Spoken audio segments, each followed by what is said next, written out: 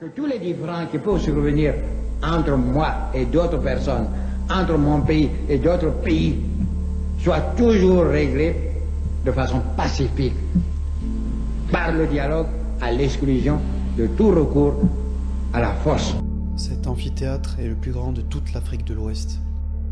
Il se trouve ici, en Côte d'Ivoire. Majestueux, vide et rempli de sens, à l'image de la capitale administrative et politique dans laquelle il se trouve, Yamoussoukro.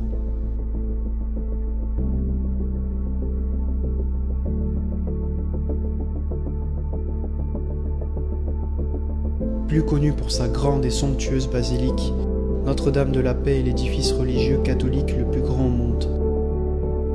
Voici l'une des plus grandes basiliques au monde. La basilique de Yamoussoukro. Le président Félix Houphouët-Boigny l'a construit quelques années avant sa mort. Mais ils sont où les pèlerins ?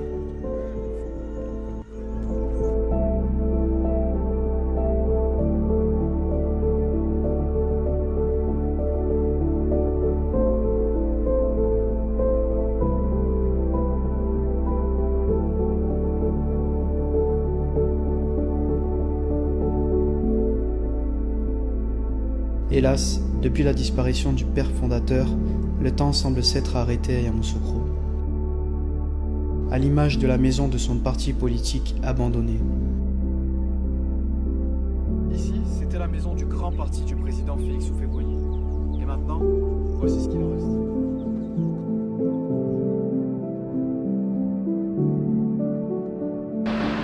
Yamoussoukro devait être, à mon esprit,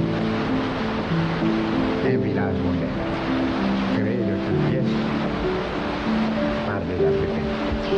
En effet, le président Houphouët avait tout prévu pour faire de son village une grande capitale africaine et internationale.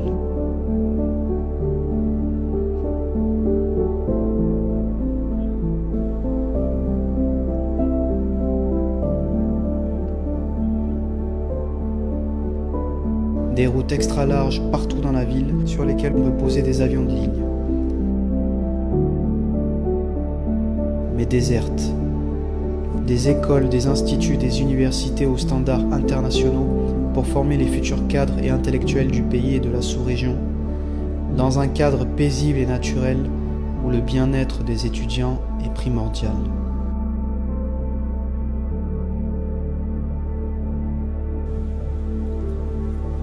Mais aujourd'hui qui peine à être entretenu manque de budget.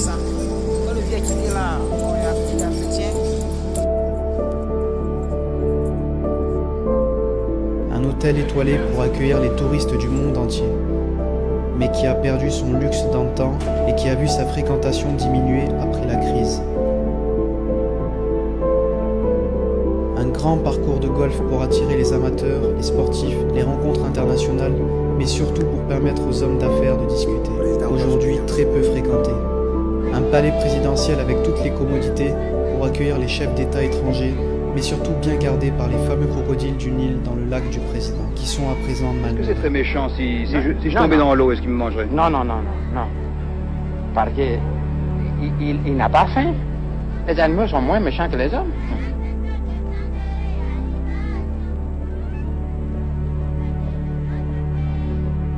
Un aéroport international sans avions commerciaux. Un hôpital de la Charité offert au Vatican en 1993, récemment inauguré, mais encore sous-exploité. Et pour finir, une énorme fondation pour la recherche de la paix, placé sous l'égide de l'UNESCO.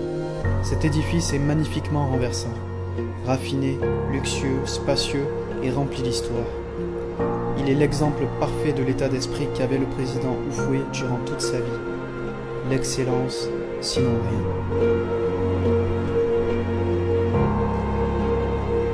Yamoussoukro était bien parti pour devenir une grande capitale.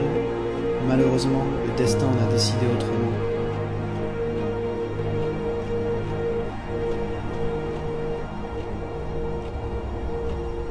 Et s'il y a bien une chose que je retiens sur tous ces visages que j'ai croisés et que le vieux nous aura tous enseigné, c'est que le découragement n'est pas ivoirien.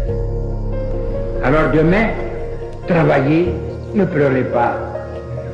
Prenez courage, ça viendra.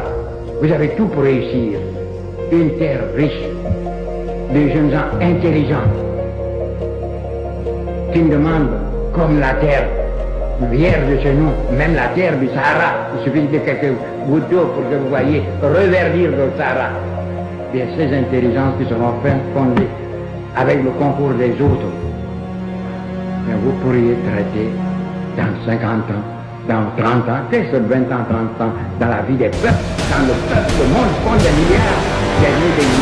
Ne vous découragez pas, je l'ai dit.